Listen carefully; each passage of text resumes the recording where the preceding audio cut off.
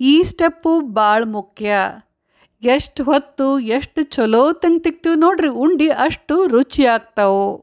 ನೀವು ನನ್ಗತ್ಲೆ ಸಕ್ರೆ ತಿನ್ನಂಗಿಲ್ಲಪ್ಪ, ಸಕ್ರೆ ಲೈಕ್ ಆಗೋದಿಲ್ಲ ಅಂತಂದ್ರೆ ಇವತ್ತಿನ ರೆಸಿಪಿ ನಿಮ್ಗೆ ಗ್ಯಾರಂಟಿ ಲೈಕ್ ಆಗ್ತೈತಿ.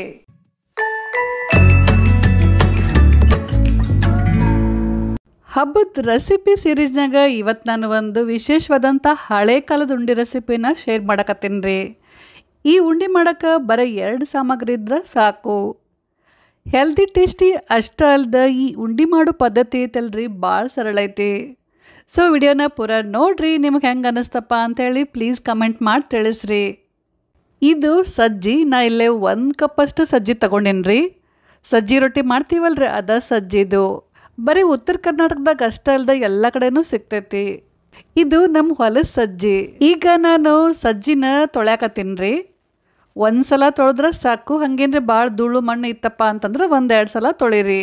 ಇದನ್ನು ಒಂದು ಚಾನ್ಗ್ಯಾಗ ಬಸಾಕತ್ತೀನಿ. ನೀರೆಲ್ಲ ಪೂರ ಬಸಿಯುತ್ತಾನ ಸ್ವಲ್ಪ ಹೊತ್ತು ಇದನ್ನು ಹಿಂಗೆ ಬಿಡ್ತೀನಿ. ಎಲ್ಲ ನೀರು ಬಸಿದ್ಮೇಲೆ ಇದನ್ನು ಒಂದು ಕಾಟನ್ ಅರ್ಬಿ ಮೇಲೆ ಹಾಕಬೇಕು. ಅಗಲಂಗೆ ಹರಡಿ ಸಜ್ಜಿ ಎಲ್ಲ ಪೂರ ಒಣಗುತ್ತನ ಇದನ್ನು ಬಿಡಬೇಕು. ಮನ್ಯಾಗ ಫ್ಯಾನ್ ಕೆಳಗನ ಒಣಗಿಸ್ರಿ, ಬಿಸಿಲಾಗ ಒಣಗಿಸ್ಬೇಡ್ರಿ. ನಾನು ಮುಂಜಾನೆನ ಸಜ್ಜಿ ತೊಳೆದು ಹಾಕಿದ್ದೆ ರೀ. ಈಗ ಸಂಜೆ ಆಗೈತಿ. ಸಜ್ಜಿ ನೋಡ್ರಿ ಎಲ್ಲ ಚಲೋ ತಂಗೆ ಒಣಗ್ಯಾವು. ಈಗ ಮುಂದೇನು ಮಾಡಬೇಕಪ್ಪ ಅಂತಂದ್ರೆ ಇವನ್ನ ಹುರಿಬೇಕು.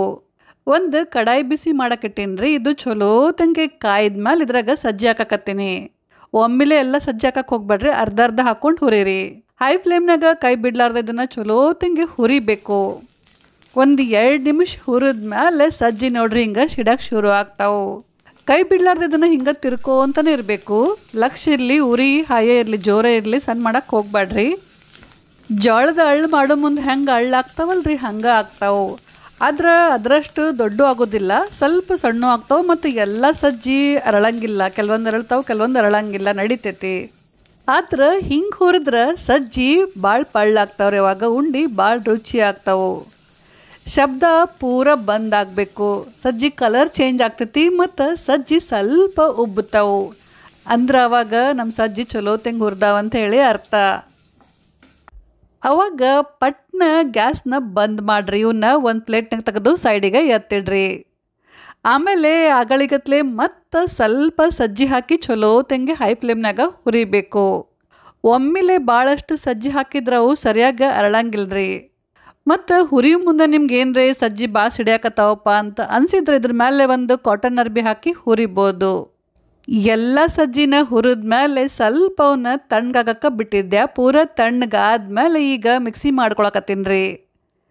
ಈಗ ನೋಡ್ರಿ ಉಂಡಿಗೆ ಸಜ್ಜಿ ಹಿಟ್ಟು ರೆಡಿ ಆಯ್ತು.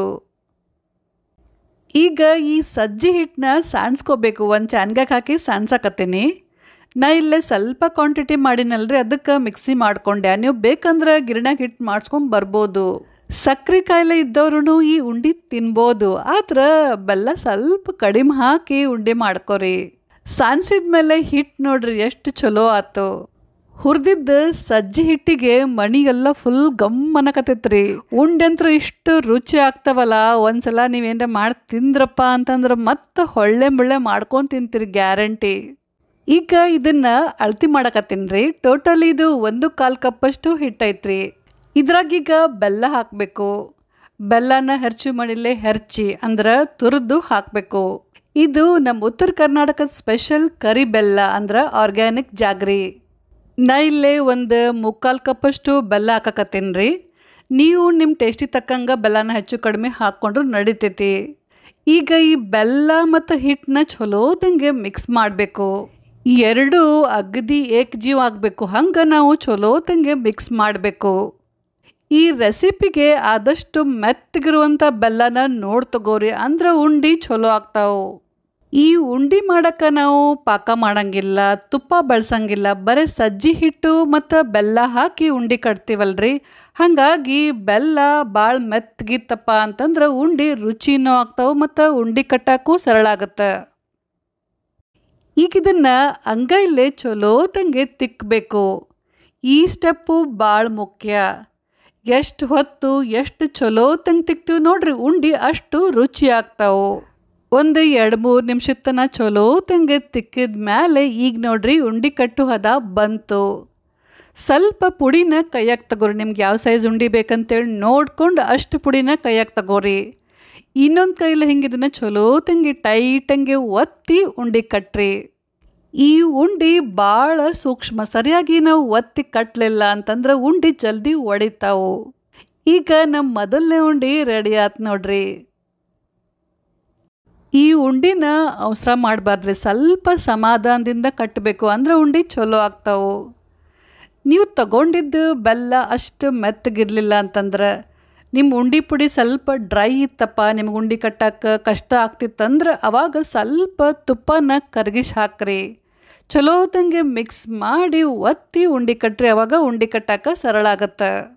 ಆದ್ರೆ ತುಪ್ಪ ಹಾಕಿ ಉಂಡೆ ಕಟ್ಟಿದ್ರೆ ಉಂಡೆ ಟೇಸ್ಟು ಮತ್ತು ಕಲರ್ ಎರಡೂ ಚೇಂಜ್ ಆಗ್ತೈತಿ.